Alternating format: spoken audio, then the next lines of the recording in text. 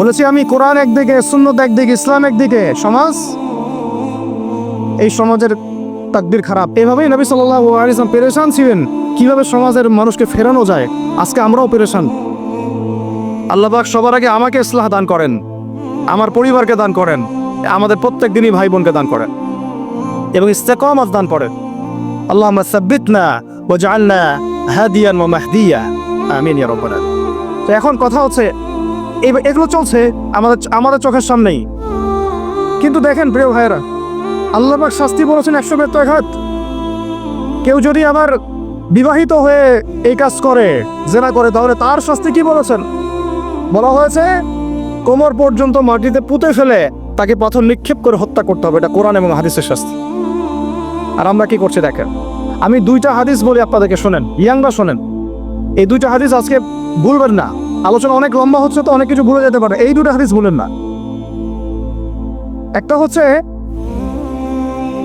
3 জন ব্যক্তি একবার একটা গুহায় আটকা পড়ছে। 3 জন বন্ধু বা ভাই তার একটা গুহার মধ্যে আটকা পড়ে গেছে। ঝড় হচ্ছে, গুহার মুখটা বন্ধ হয়ে গেছে পাথর দিয়ে, বের হওয়ার কোনো জায়গা নাই। এখানে নিশ্চিত মৃত্যু, কোনো সুযোগই নাই বাঁচার। তারা অনেক চেষ্টা করে বের হতে পারলো না। শেষমেশ তারা বলছে যে আমাদের যদি কোনো নেক আমল থাকে, সে নেক আমলের ওসিলা করে আল্লাহর কাছে দোয়া করি, আল্লাহ চাইলে আজকে আমাদেরকে বাঁচাতে পারে। একজন বলছে, আল্লাহ আমার মা ছিল, পিতামাতা ছিল, তো মাকে আমি দুধ পান না করি আমার সন্তানদেরকে কখনো খাওয়াতাম না। একদিন গিয়ে দেখি যে মা ঘুমিয়ে গেছে, আমার বাচ্চারা কান্নাকাটি করছে, তবু আমি আমার বাচ্চাকে কান্না অবস্থায় রেখেছি, মাকে খাওয়াই নাই, ওদেরকে খাওয়াই নাই। আগে মাকে খাওয়াইছে, তারপর ওদেরকে খাওয়াইছে। আজকে ঘরে ঘরে মাদের সাথে কি আচরণ দেখেন, কি একটা অবস্থা দেখেন সমাজে, কি প্রজন্ম তৈরি করেছেন। মারা এখন বৃদ্ধাশ্রমে চলে যাচ্ছে। শিক্ষিত মা, তাই না? মায়ের পায়ের নিচে আপনার জান্নাত।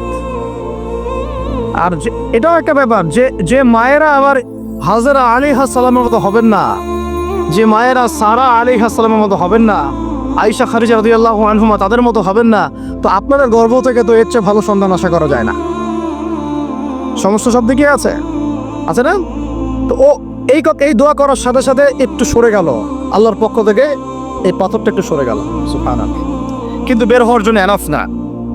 এরপরে আরেকজন দোয়া করছে যে আল্লাহ, আমার একজন কর্মচারী ছিল, টাকা পাইতো আমার কাছে কিছু, তো সে একদিন বেতন না নিয়ে চলে গেছে। টাকাটা দিয়ে আমি কিছু পশু কিনেছি, মানে গবাদি পশু। এই গবাদি পশু 2টা থেকে 4টা, 4টা থেকে 8টা হতে হতে অনেকগুলো হয়েছে। অনেকদিন পর সে আসছে, এসে বলছে আমার টাকা দাও। সে বলছে যে এই সবগুলো পশু তোমার, নিয়ে যাও। তুমি কি ইয়ার্কি ফাইজলামি করতেছো আমার সাথে? আমার টাকা আমাকে দাও। না, ইয়ার্কি ফাইজলামি করতেছে না, এটা তোমার টাকা দিয়ে কেনা ছিল, সবগুলো বংশবৃদ্ধি হতে হতে আজকে এই অবস্থা আছে। তো আল্লাহ তোমার সন্তুষ্টির জন্য যদি এই কাজ করে থাকি, আল্লাহ আজকে আমাকে এই বিপদ থেকে বাঁচাও। পাহাড়ের মুখ থেকে পাথরটা একটু সরে গেল, বের হওয়ার জন্য যথেষ্ট না। 3য় ব্যক্তি, আমি এইটাই বলতে যাচ্ছিলাম, ইয়াংরা শোনেন ভালো করে।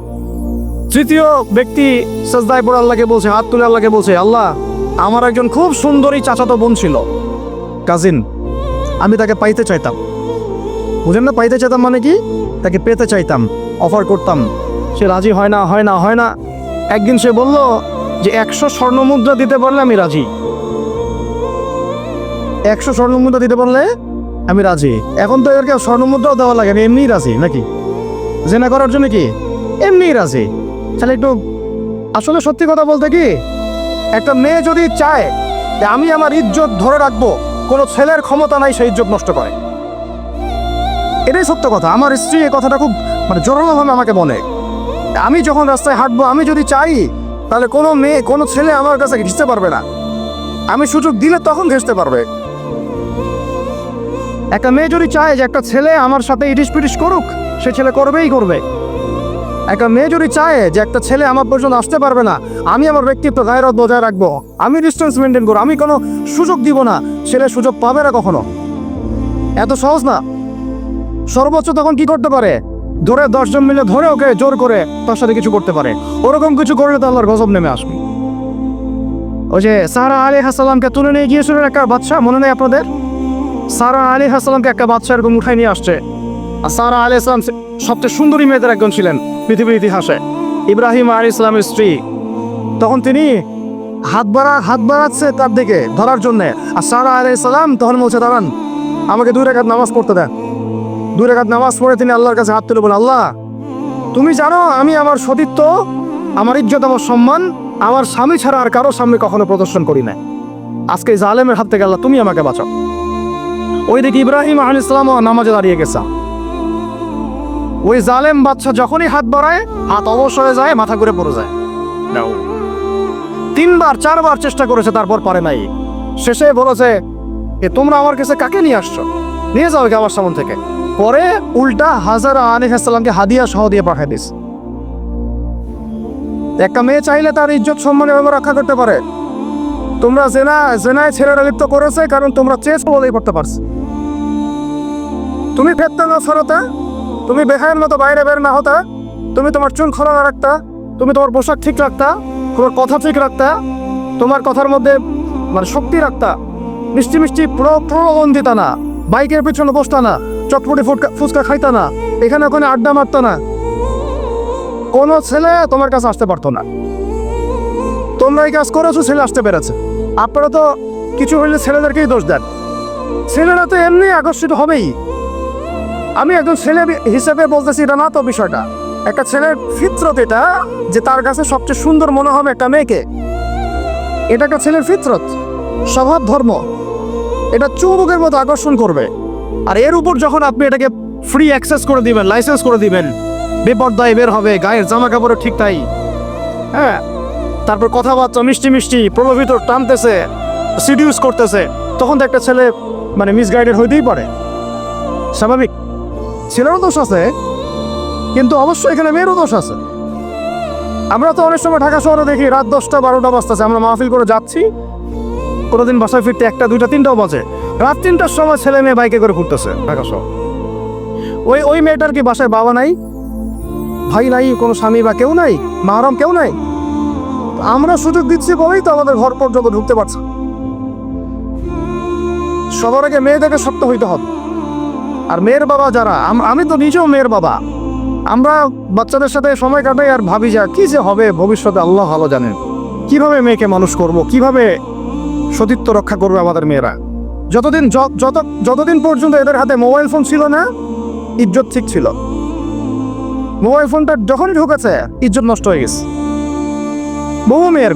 আমি এরকম জানি, বলতে চাচ্ছি না। যাই হোক, ওই জায়গায় আসেন, ওই ছেলেটা তখন 100 স্বর্ণমুদ্রা অর্জন করেছে, কষ্ট করে আর্ন করেছে। যে আপনাদেরকে বলে যে নিজের পায়ে দাঁড়াও, তারপরে তোমার সাথে রাজি। সে অনেক কষ্ট করে 100 স্বর্ণমুদ্রা অর্জন করে মেয়ের কাছে গিয়েছে, চাচাতো বোনকে বলেছে যে স্বর্ণমুদ্রা নাও, এখন বলো তুমি রাজি না। সে মেয়ে বলছে হ্যাঁ ঠিক আছে। তো এখন দুজনের মধ্যে যা হওয়ার তাই হচ্ছে, অ্যাডাল্ট আপনারা সবাই বুঝেন। কিন্তু এখন মূল যে কাজটা, স্বামী স্ত্রীর যে মূল মিলন, এই মিলনটা করার জন্যে সেই ছেলেটা বসছে। হাদিসের মধ্যে আসছে এভাবে, 2 পায়ের মাঝখানে বসে পড়ছে ছেলেটা, এখনই জাস্ট শুরু করবে।